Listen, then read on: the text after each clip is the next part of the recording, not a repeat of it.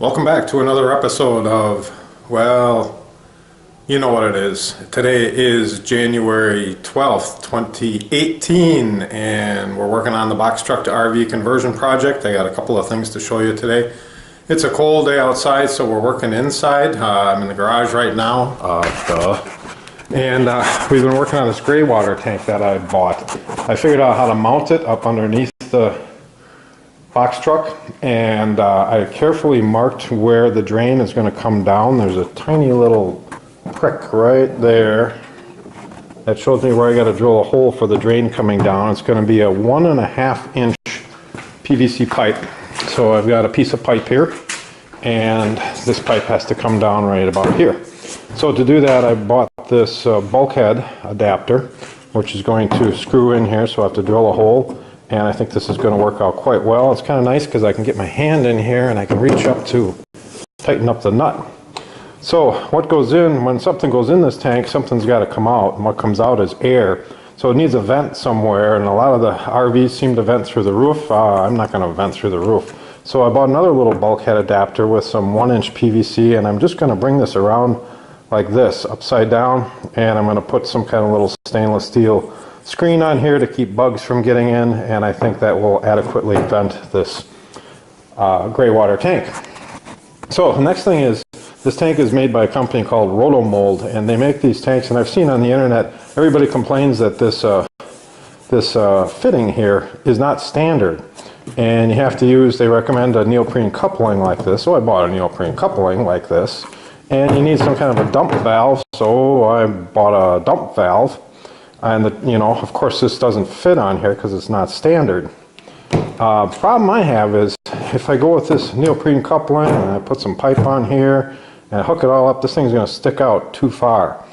I've only got about 6.5 inches to work with.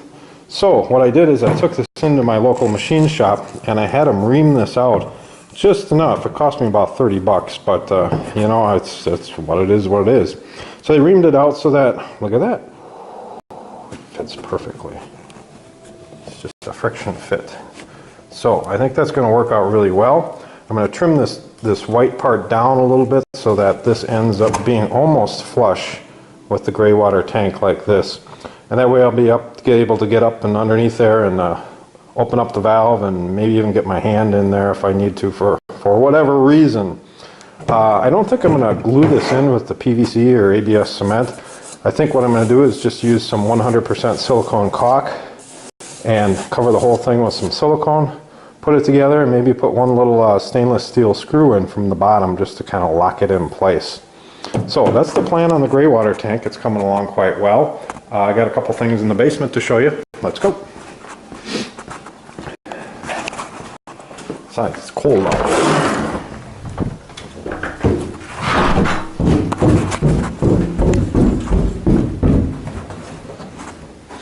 Been making sawdust today. I made these 3 nice buckets of sawdust in the last hour or so, and Duke's wondering why I'm talking to myself in the basement. So I got plans for a quilted headboard, and I bought some of this red vinyl that I want to, I don't know if the word is quilted, I think it is.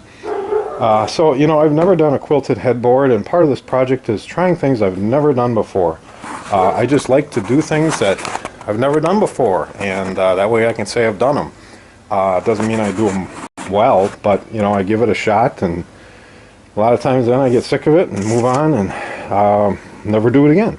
But I want to make a quilted headboard, so I bought some nice long needles to pull the buttons through, and I bought these little buttons, and I bought this die to cover the buttons with the material. I'm really concerned about this because it's pretty thick material. I got a funny feeling that this thick material and these little tiny buttons, it's just going to laugh. Also, this die I think is meant for some kind of a press, I don't have some kind of a press, so to do one project I'm just going to make it up and do a little more research on the internet and figure out if this is going to fly or not. Some of you might want to chime in and say, hey, Rich, you're crazy, this is not appropriate, or yeah, you can do this, but you're gonna have to do it this way. So anyways, that's another project. We're also working, come on, around here. We've been, like this is where I left off, is all this oak paneling for the inside.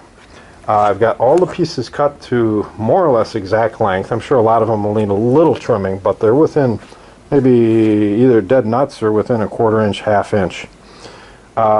Carefully selected the nicest boards I could out of all this number 2 lumber. And I've got some really beautiful pieces of 1/4 sawn oak. And, as far as sanding goes, I just took a 120 grit paper and ran over it with a sanding block just to kind of get the mill glaze of the planer off, and that's as much sanding as I'm going to do on these. So these need to be blown off with the air compressor, and then I'm going to put about 3 coats of armor seal on them. Probably 1 coat on the back, 3 coats on the front. You want to seal up the back so that they don't warp any more than necessary. Alright, so I put those aside for now, and I'm back to the countertops. There's 2 countertops, one long one short one. The long one's over here, and where we left this project off, I had glued up these 4 sections. Rather than glue it all at once, my experience tells me I'm better off gluing it in sections. I'm sure other people have plenty of ways to do this, but again, experience tells me this is going to work for me.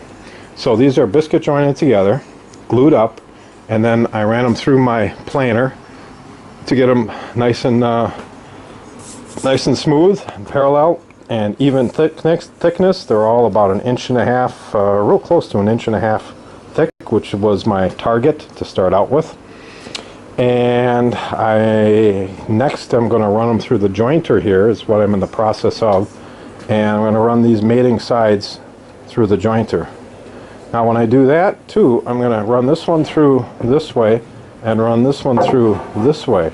That way, if there is any error in this 90-degree angle, it'll be opposite on both boards, such that when I glue them together, they should come out nice and flat. So these 2 then, after I get them run through the jointer, I'm going to biscuit join them and do the final glue up on the countertops. And I'll probably get that done yet today. So that's the big countertop. The small countertop pieces, there's 3 of them. They're under here. These are already planed and jointed. These are ready for the biscuit joints and to get glued up. These 2 pieces are for, I'll call it countertop or ledge, by the headboard and footboard of the bed. And I didn't have any more thick lumber readily available, thick maple, so I wanted it to match the countertops. So this is all plain sawn, and it's 2 pieces of wood that I glued together. And this really did not work out well. You can see I've got a gap here. Not too bad on this side, but come around and look at this side. And you'll see the gaps I've got in these boards. Look at this.